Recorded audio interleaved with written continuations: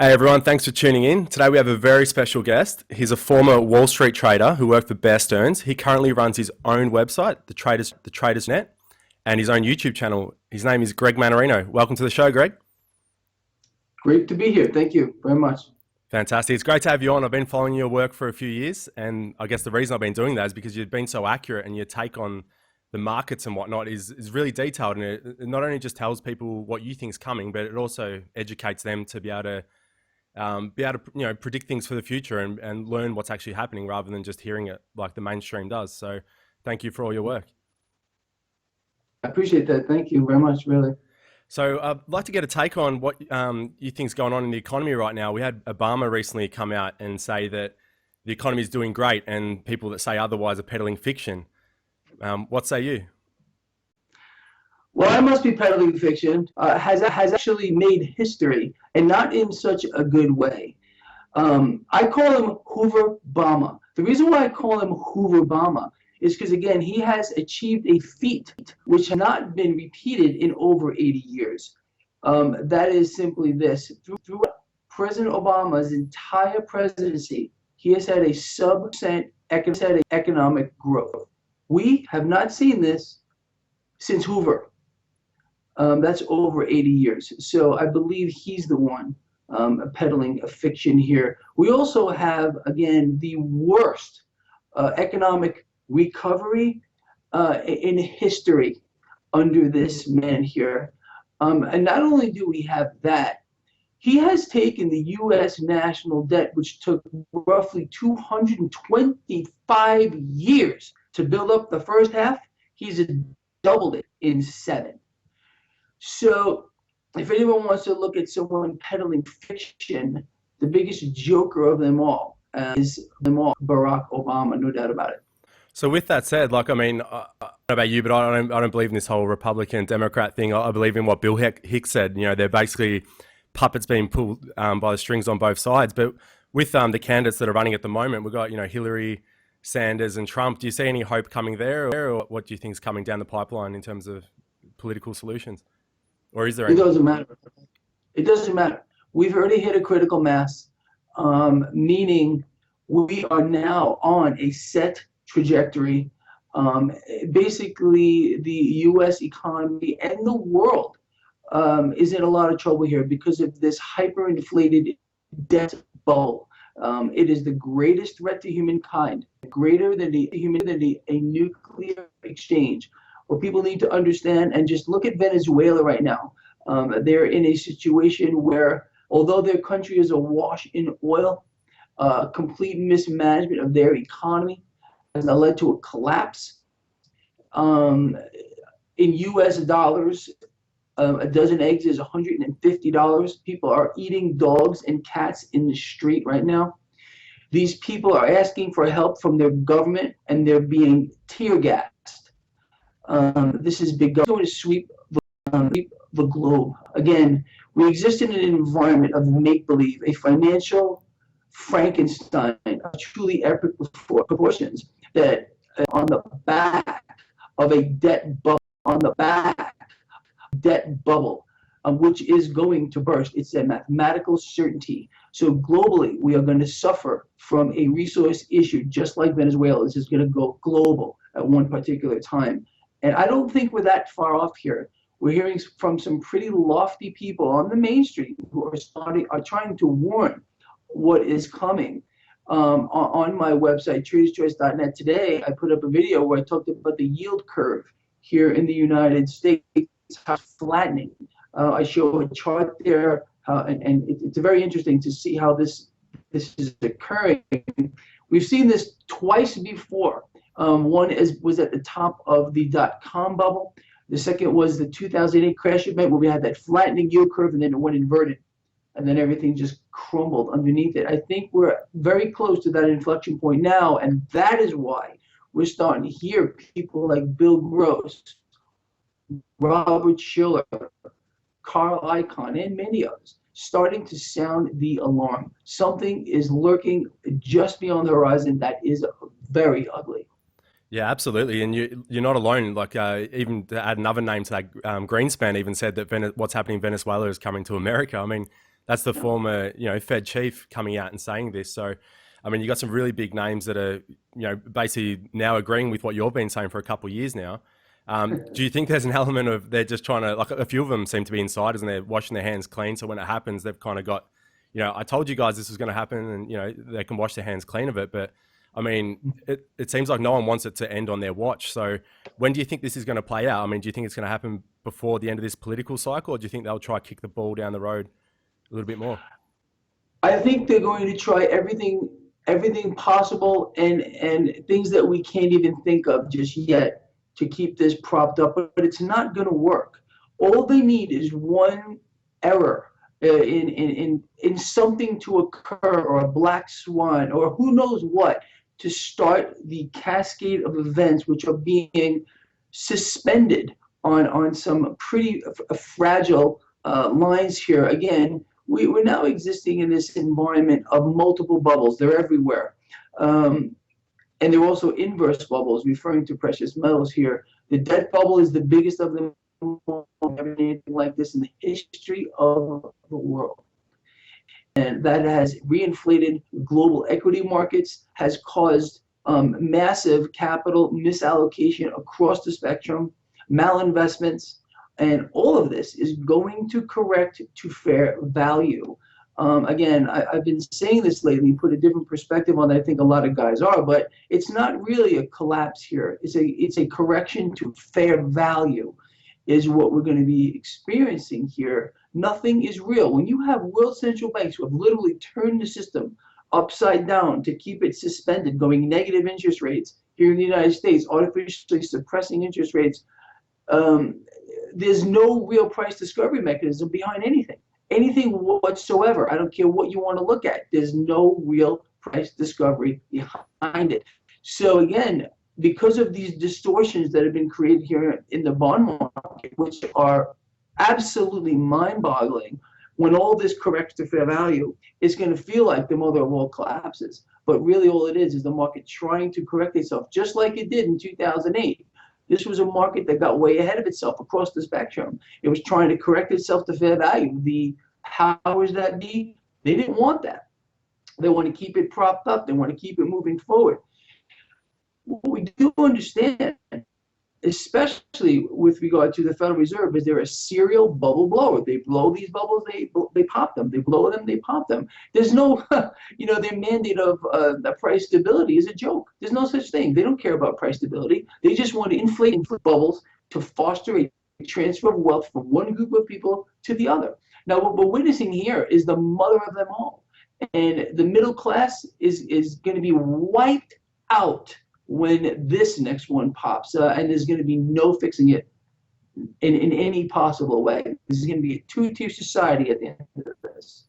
Yeah, some very good points you raised there. Like in terms of I don't think anyone saw. I think there's 5 or 6 central banks now that are in negative interest rate territory, and you've got the Fed running a test. I believe they're doing it this month, where they're dropping rates just on a test level to see how the banks would cope if it went into negative interest rates. So, I mean, they're already thinking about it. We got Yellen, who already came out and said that if an event occurred and they needed to, they would drop rates below, into the negative territory. And it almost seems like the Feds, they've got 3 tools, which, I mean, they're obviously using the interest rates, lowering them.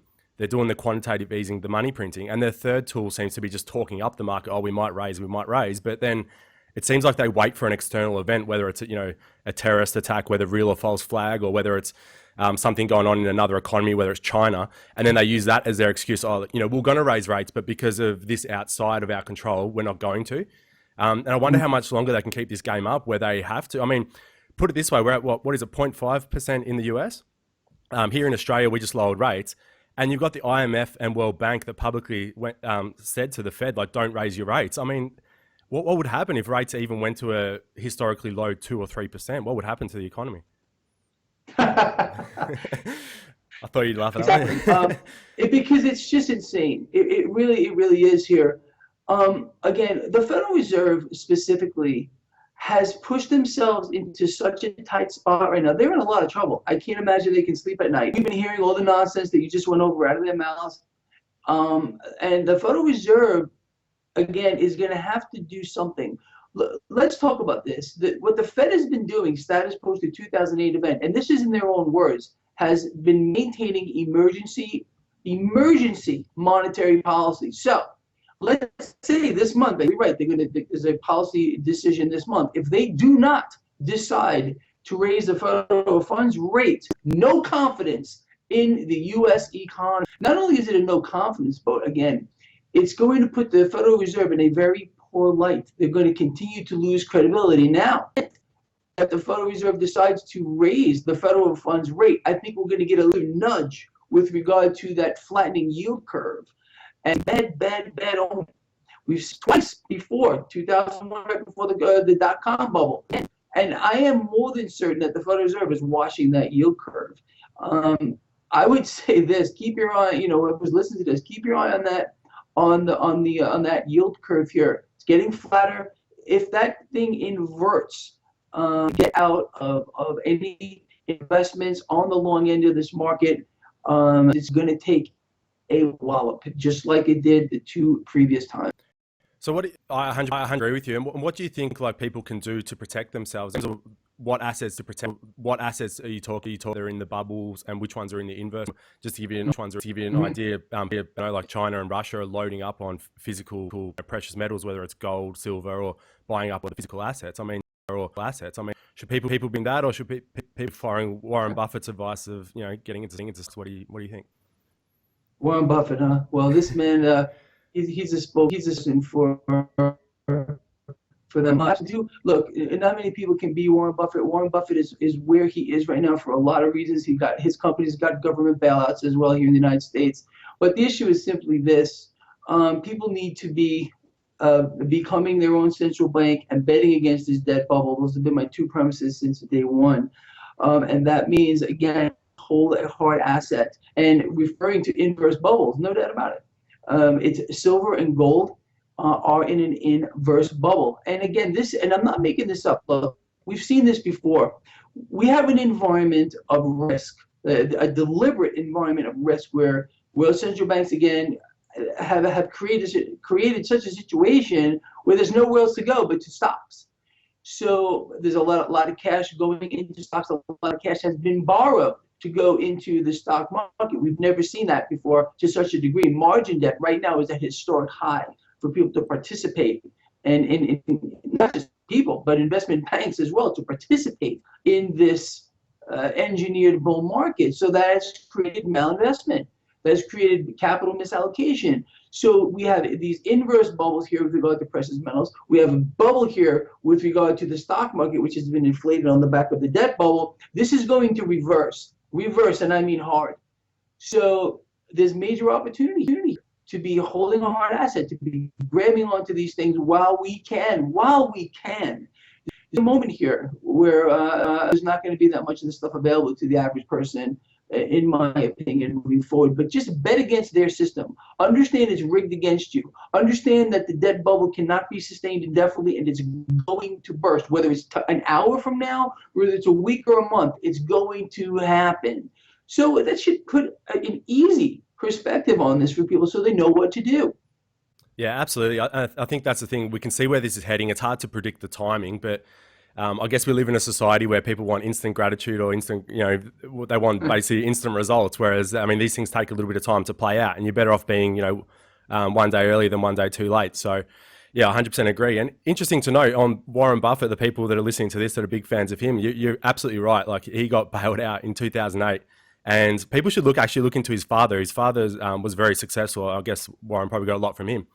Absolute gold bug. Go read some of his writings, and you'll see why he was and what he said about the Federal Reserve. And basically what he warned about is exactly that's led us to this mess at the moment. So, but very good point. What you're saying, like in terms of becoming your own central bank, that's something we try to emphasize here. Is basically get outside of the system. Like, don't participate. Whether it's eating their GMO foods or whatever it is, like just take matters into your own hands and basically get out of their system, so you're not being controlled by their movements as such. So, this thing can't go on for much longer, and there's going to come a time where you'd want to be on the right side of the bet, otherwise you're going to lose a lot. I suppose is the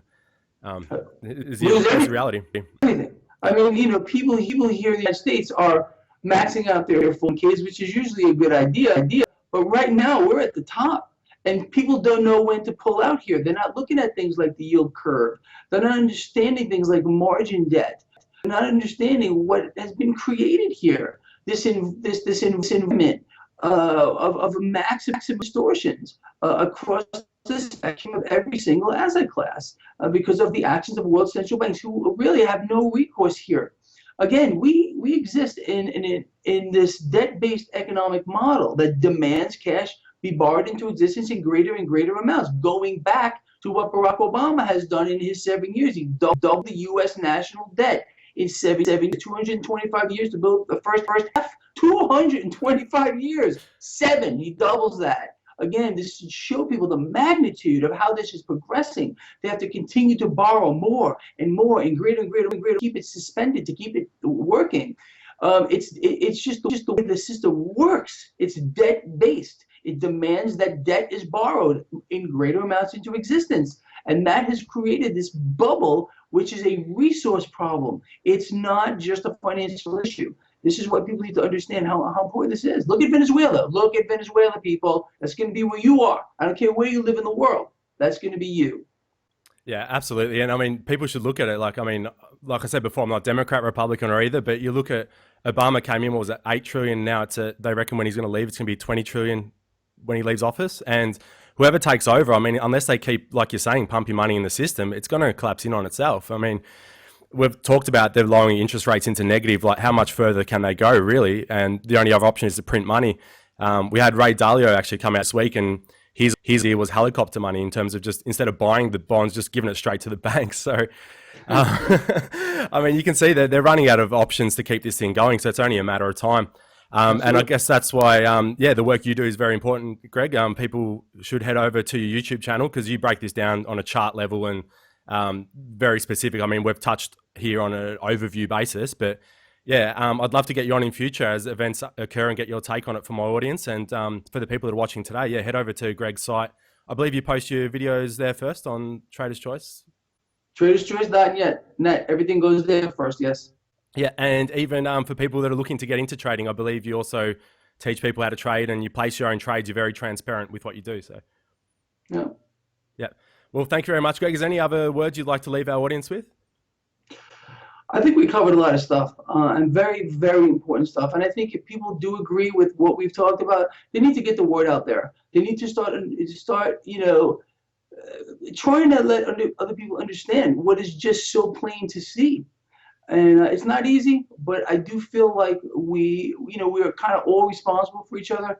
And for that, I think we should try at least, maybe by just sharing this video, get it out there, let people hear these things, because they're not going to hear this on the mainstream. It's not going to happen. So that's what I would say. Yeah, just get it out there, share it. Fantastic. Yeah, I think the more people become educated about these things, the less this sort of criminality can go on. And then once this system does, change, as it always does, I mean, nothing goes on forever, we can build something that's going to, be a better system for everyone. I think that's what's most important. What we're trying to do is if people are educated with what's going on, they're not going to fall for it again. So that's the main thing, is getting people educated. And then from that, hopefully we can build a better society. And I really feel that awakening is happening with doing interviews like this and getting the information out there. So thank you very much, Greg. To everyone watching, subscribe below. Check out some of our other videos. We've got exclusive interview with David Icke. We've also got, what else have we got? We've got Jean-Claude Van Damme actually calling out the Rothschilds and Rockefellers live on TV. He actually gave that video a tweet out. Thank you, Jean-Claude. And we're going to have some other videos coming out with some guests, including a shaman talking about ayahuasca and the spirit world. So we're covering all bases here. Make sure you subscribe below. In the meantime, you can check out our website, hangthebankers.com, and follow us on social media for all the latest. Thanks for watching.